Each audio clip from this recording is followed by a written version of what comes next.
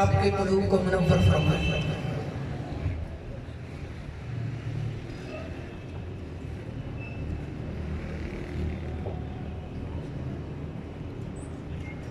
الحمدللہ وکفی وسلام علی عباده الذین اصطفی اما بعد اعوذ باللہ من الشیطان الرجیم بسم اللہ الرحمن الرحیم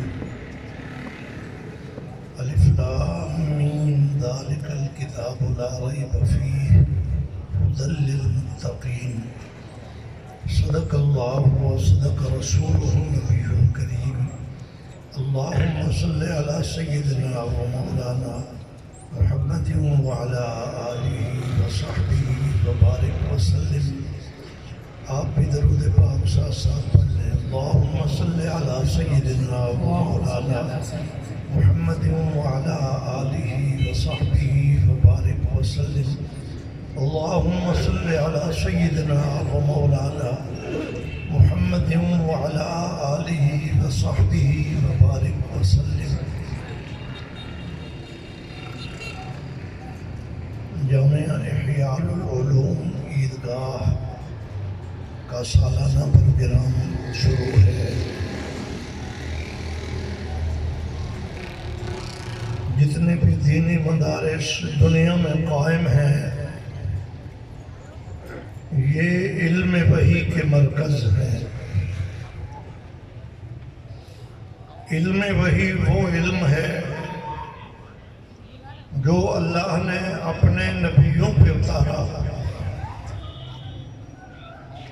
حضرت آدم علیہ السلام سے لے کے ہمارے آقا حضرت محمد رسول اللہ صلی اللہ علیہ وسلم تک ہر نبی پر علم وحی آسمان سے آتا رہا۔ علم وحی کی خصوصیت یہ ہے کہ وہ صرف نبی پر آتا ہے، غیر نبی میں یہ استعداد اور طاقت نہیں ہوتی کہ وہ علم وحی کو برداشت کر سکے۔ 1.25 لاکھ انبیاء علیہ السلام پر اترنے والے علوم جو آسمان سے آئے سارے برحق ہے، ہم ان سب پر ایمان لاتے ہیں۔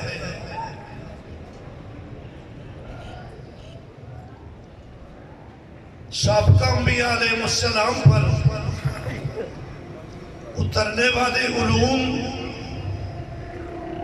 اور خاتم النبیین صلی اللہ علیہ وسلم پر اترنے والا علم، اس میں ایک امتیازی فرق ہے۔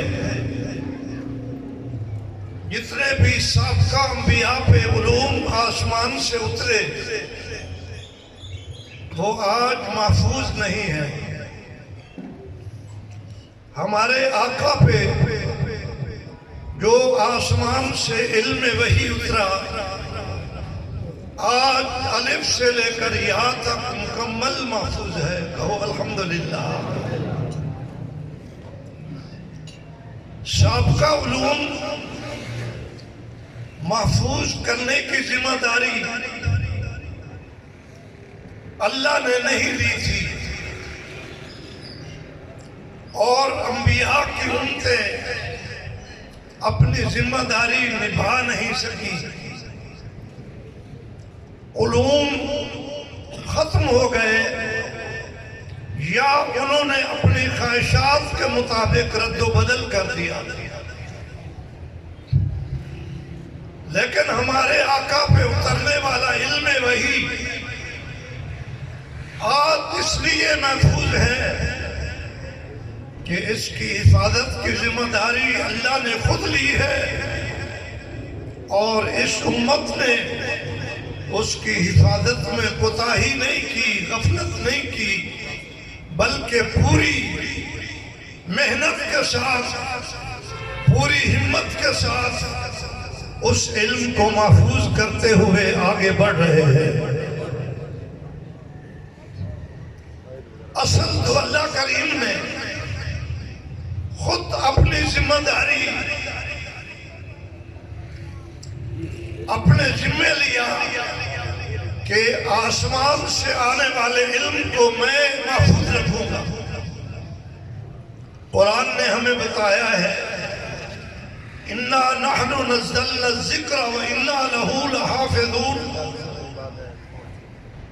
ذکر سے مراد قرآن بھی ہے، حدیث بھی ہے۔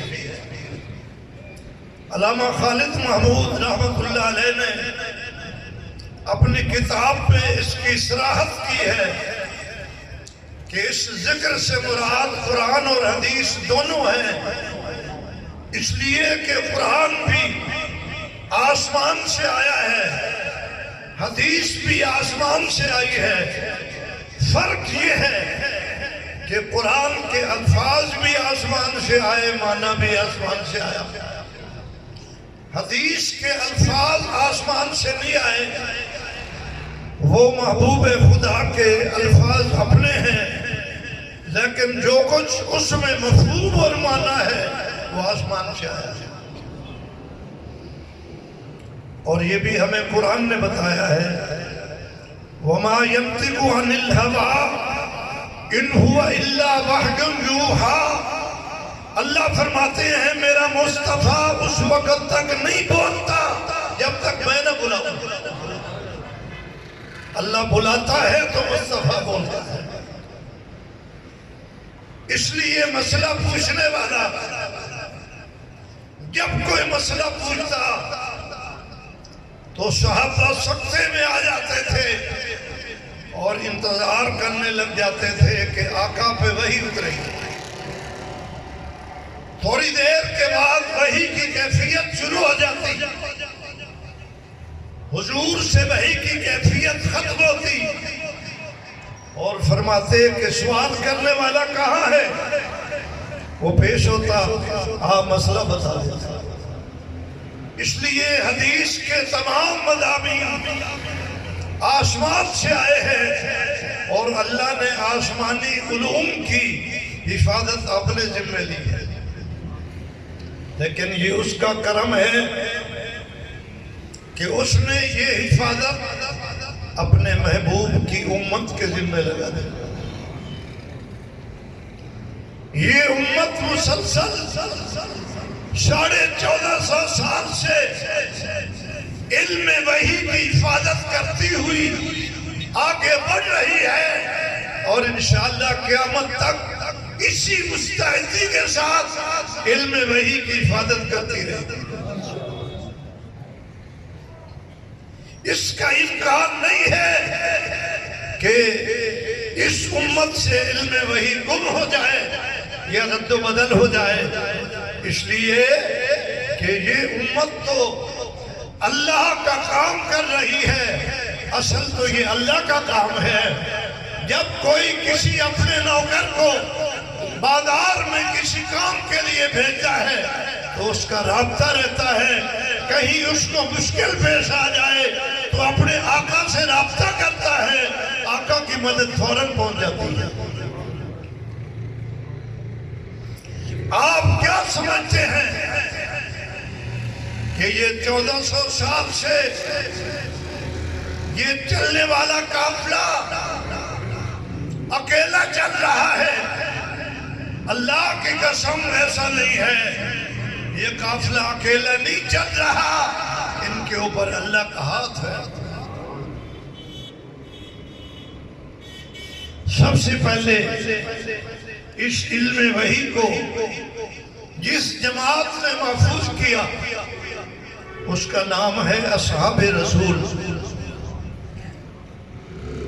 بعد میں امت ان سے باری باری لے کے چلتی رہی، لیکن ابتدا میں علم وحی کی حفاظت کی صحابہ کرام نے، اور صحابہ کرام کو اللہ نے ایسی ہمت عطا فرمائی تھی کہ انہوں نے راتوں کو جاگ کر سفر میں، حضر میں، دکھوں میں، تکلیفوں میں، مخالفت میں، پتھروں کی بارش میں، جنگوں میں، بھوک میں، ہر دکھ میں میدان میں ڈٹے رہے اور اور نبی علیہ السلام پر اترنے والے علم کو محفوظ رکھا۔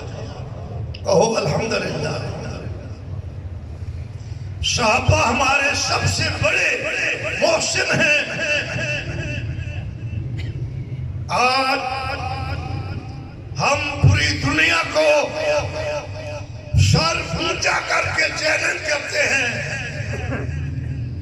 کہ تم اپنے علوم محفوظ طریقے سے ہمیں پیش کرو، ہم بھی اپنے محبوب کے مصطفیٰ کے علوم پیش کرتے ہیں۔ دنیا کی کوئی قوم امت مسلمہ کے علاوہ سینہ تان کر یہ دعویٰ نہیں کر سکتی کہ ہمارے پاس انبیاء کے علوم محفوظ ہیں۔ صرف یہ امت سینہ تان کر اعلان کر سکتی ہے کہ اللہ کے نبی کی زبان سے جو کچھ ادا ہوا یا آپ کے عمل میں جو کچھ آیا صحابہ کرام نے اسے محفوظ کیا۔ کمال تو یہ ہے کہ یہ محفوظ کرنے والے صرف عالم نہیں تھے، یہ پیغمبر کے عاشق بھی تھے۔ عاشق اپنے معشوق اور محبوب کی کلام کو، اداؤں کو، افعال کو بڑے شوق سے محفوظ کرتا ہے۔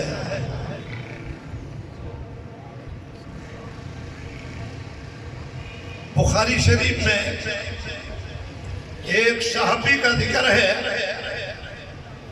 ان کا نام ہے ابو ذر غفاری۔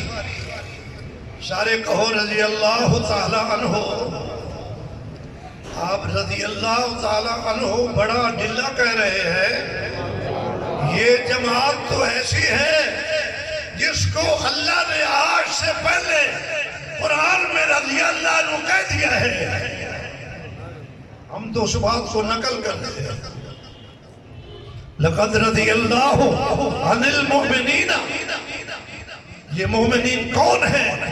یہ وہی تو ہیں جو حضور کے ہاتھ پر ہاتھ رکھ رہے تھے۔ ان 1500 صحابہ نے حضور کے دست مبارک پہ ہاتھ رکھا اور موت پر بیعت کی کہ محبوب جب تک آپ میدان میں کھڑے رہیں گے ہم بھی میدان میں کھڑے رہیں گے، یا ہم کامیابی پائیں گے یا اپنے ٹکڑے ٹکڑے کرا دیں گے۔ اللہ کو ان کے عمل پر اتنا پسند آیا عمل کہ اللہ نے قرآن میں فرما دیا، محبوب جنہوں نے آپ کے ہاتھ پہ ہاتھ رکھا ہے میرا ہاتھ ان سب کے ہاتھوں کے اوپر ہے۔ ید اللہ ہے فوق ایدیہم، یہ اللہ کا قرآن کہہ رہا ہے۔ ان تمام ہاتھوں کے اوپر اللہ کا ہاتھ تھا۔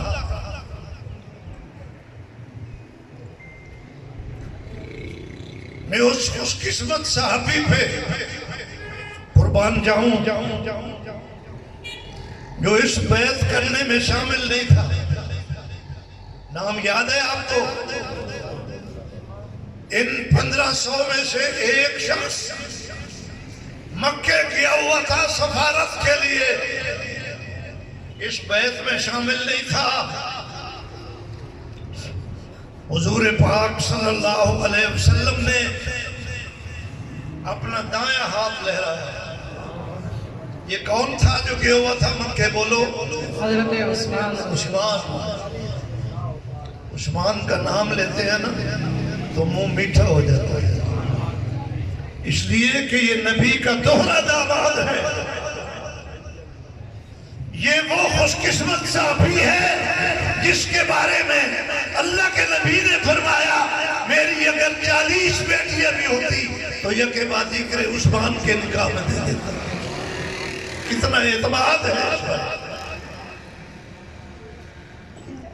سارے لوگ دیکھ رہے تھے کہ آج بڑا عظیم منظر ہے کہ صحابہ حضور کے ہاتھ پہ ہاتھ رکھ کے جہاد کی بیعت علی الموت کر رہے ہیں۔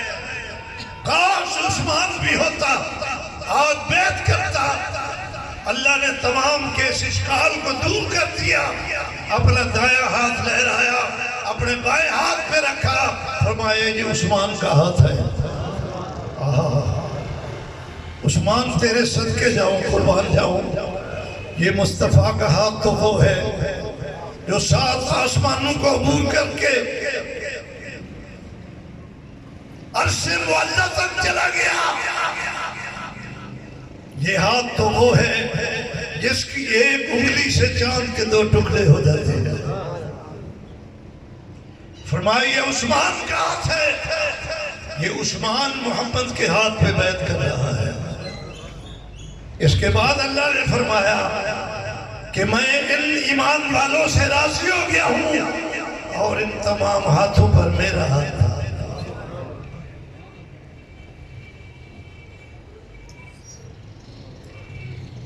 یہ صحابہ کی وہ جماعت ہے جس جماعت نے اللہ کے نبی کے علوم کو مکمل محفوظ کر کے امت کو دیا، اور امت آج اس کو لے کے چل رہی ہے۔ تو میں بتا رہا تھا ایک صحابی ہے ابو ذر غفاری رضی اللہ تعالیٰ عنہ، پھر بھی نہیں کہا، آپ نے دل میں کہا ہوگا، لیکن میں چاہتا ہوں کہ آپ زبان سے کہیں تاکہ یہ فرشتہ بھی لکھ لے۔ یہ بیچارہ آپ کا انتظار کر رہا ہے، آپ کے کان تو نیکیوں میں مصروف ہیں، آپ کی آنکھیں بھی نیکی میں مصروف ہیں کہ سٹیج پہ بیٹھے ہوئے علماء کا دیدار کر رہے ہیں۔ میں چاہتا ہوں میرے پیارے تمہاری زبان بھی مصروف ہو جائے تاکہ تینوں اعضاء کی نیکیاں یہ نیکی والا فرشتہ لکھتا رہے۔ میدان قیامت میں ایک ایک نیکی بڑی قیمتی ہوگی۔ ابو ذر غفاری رضی اللہ تعالی عنہ منا کے میدان میں بیٹھے ہیں، مسئلے بیان کر رہے ہیں۔ کسی نے کہا ابو ذر آپ کیوں مسئلے بیان کرتے ہو، خاموش رہو۔ یہ جملہ اس نے کیوں کہا، اس کا پس منظر ہے، اس کی ضرورت نہیں ہے۔ میں ابو ذر کا جذبہ آپ کو بتانا چاہتا ہوں۔ آپ مسئلے نہ بیان کریں، خاموش رہے۔ ابو ذر کا جملہ سنیے، فرمایا لوگوں اگر کوئی شخص میری گردن پہ تلوار رکھ دے اور میں سمجھوں کہ وہ تلوار چلانا چاہتا ہے، اور میں سمجھتا ہوں کہ تلوار چلنے سے پہلے میں کوئی دین کا مسئلہ آگے بیان کر سکتا ہوں، تو میں تلوار چلنے سے پہلے مسئلہ بیان کر کے چھوڑ کے تھا۔ یہ جذبہ تھا ان صحابہ کرام کا، اس جذبے کی وجہ سے آج ہم سرخرو ہیں، آج ہماری گردن اونچی ہے، آج ہمارا سینہ ٹھنڈا ہے، اور آج ہمارے پاس علم وحی کا خزانہ موجود ہے۔ پھر اس امت میں ہر دور میں ایسا طبقہ اللہ نے پیدا کیا جو مسلسل ہمت کے ساتھ، جرات کے ساتھ، بغیر کسی آسائش کے، بغیر کسی پیکج کے، بغیر کسی لالچ کے، دھوپ میں بیٹھ کر، گرمی میں بیٹھ کر، سفر کر کے، بچوں سے دور رہ کر، ہر مصیبت جھیل کر، علم وحی کو محفوظ کر کے آنے والی نسلوں تک منتقل کر دیا۔ وہ ہمارے محسن ہیں جن کی وجہ سے آج ہم بھی کلمہ پڑھ رہے ہیں، ہماری نسلیں بھی کلمہ پڑھ رہی ہیں۔ میں نے تاریخ میں پڑھا ہے، ٹائم میرا مکمل ہو گیا ہے، 2 بجے تک مجھے حکم تھا۔ تاریخ میں نے پڑھا ہے، ہمارے ایک عالم تھے، ان پر بادشاہ ناراض ہو گیا۔ بادشاہوں کا اپنا مزاج ہوتا ہے، ان کا سب کچھ اقتدار اور حکومت ہوتی ہے۔ علماء کا اپنا مزاج ہوتا ہے، ان کے لیے سب کچھ علم ہوتا ہے، عمل ہوتا ہے۔ بادشاہ نے چاہا کہ میری مرضی کا فتویٰ دے دے، انہوں نے انکار کیا۔ انہوں نے کہا مصطفیٰ کے نمائندے ہیں، ہم دین کو لاج نہیں لگوا سکتے۔ ہمارا ایمان، ہمارا علم جس چیز کی اجازت دے گا دستخط کریں گے، نہیں دے گا تو نہیں کریں گے۔ بادشاہ ناراض ہو گیا، اس نے کہا اس مولوی کو پکڑو، جیل میں ڈالو۔ عالم دین گرفتار ہو گئے۔ لوگ چوریوں کی وجہ سے، ڈاکوں کی وجہ سے گرفتار ہوتے ہیں۔ علماء ہمیشہ حق گوئی کی وجہ سے گرفتار ہوتے ہیں۔ یاد رکھیے، جو عالم حق بیان کرنے کی وجہ سے گرفتار ہوتا ہے، اس کو آسمان کے فرشتے بھی مبارک دے رہے ہیں۔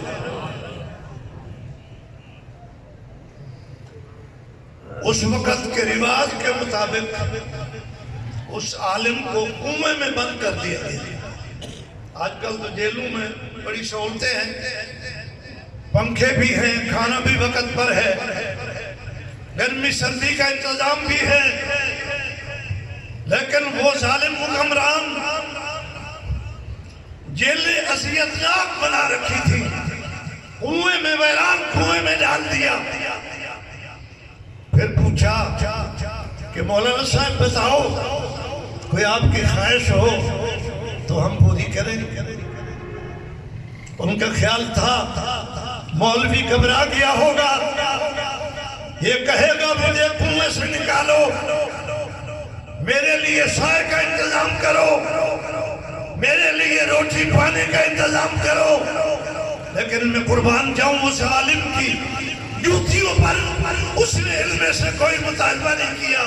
اس نے کہا اگر کوئی میری خواہش پوری کر سکتے ہو تو میں جب باہر آزاد تھا میں طالب علموں کو دین پڑھاتا تھا، کتابیں پڑھاتا تھا، اگر اجازت دو تو یہیں کنویں میں بیٹھ کر میں سبق پڑھاتا تھا۔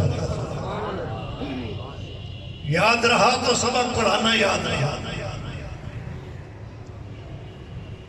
انہوں نے سمجھا کہ یہ مولوی کنویں میں کیسے پڑھائے گا؟ کنویں میں تو آدمی کو جان کے لالے پڑے ہوئے ہوتے ہیں، کون پڑھنے کے لیے کنویں میں اس کے پاس آئے گا؟ انہوں نے کہا پڑھا لو، خوشی سے پڑھا لو، اجازت ہے۔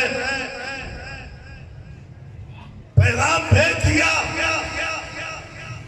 اللہ نے ہمیشہ ہمیں اس طبقے کو ایسے طالب علم دیے ہیں جو قربانیاں دیتے ہیں۔ آج بھی ہمارے پاس قربانیاں دینے والے طالب علم ہیں، ایسے طالب علم بھی ہمارے پاس ہیں جو اپنے گھروں میں اے سی میں رہتے ہیں، بنگلوں میں رہتے ہیں، رات دن آشائش سے رہتے ہیں، لیکن مدرسوں میں ایسا انتظام نہیں ہوتا۔ قرآن کے شوق میں، حدیث کے شوق میں یہاں استادوں کے سامنے ان گرم چٹائیوں پر بیٹھتے ہیں اور اللہ کا شکر ادا کرتے ہیں۔ کالج سکولوں میں ایک کلاس کے لوگوں کے لیے بڑے اچھے انتظام ہوتے ہیں، مڈل کلاس کے لوگوں کے لیے انتظام اچھا نہیں ہوتا۔ مدارس والے مساوات محمدی میں چلتے ہیں، کوئی لین لاٹ آتا ہے اسے بھی چٹائی پہ بٹھاتے ہیں، کوئی فقیر جھوپڑی والا آتا ہے اس کو بھی اسی چٹائی پہ بٹھاتے ہیں۔ میں اپنے شاگردوں کو دیکھتا ہوں، کار پہ آنے والا بھی، پیدل آنے والا بھی، سائیکل پہ آنے والا بھی ایک چٹائی پہ بیٹھ کے اللہ کا رسول پڑھ رہا ہے۔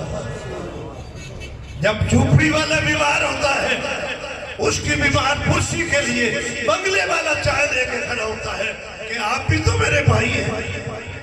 یہ جذبہ اللہ نے ہمارے ان طالب علموں کا دیا ہے۔ اللہ تعالیٰ ان کی زندگیوں میں مزید برکت عطا فرمائے۔ ان کا خیال تھا کہ کون آئے گا کنویں میں پڑھنے کے لیے، لیکن طالب علم بھی طالب علم تھے۔ تھوڑی دیر کے بعد کنویں پر طالب علم کنارے پہ اکٹھے ہو گئے۔ 4 سال مسلسل وہ عالم دین ان طالب علموں کو کنویں کے اندر بیٹھ کر علم دین پڑھاتا رہا۔ 30 جلدیں تیار ہو گئی۔ 4 سال میں جو آج بھی امت کو کام آ رہی ہے. وآخر دعوانا الحمد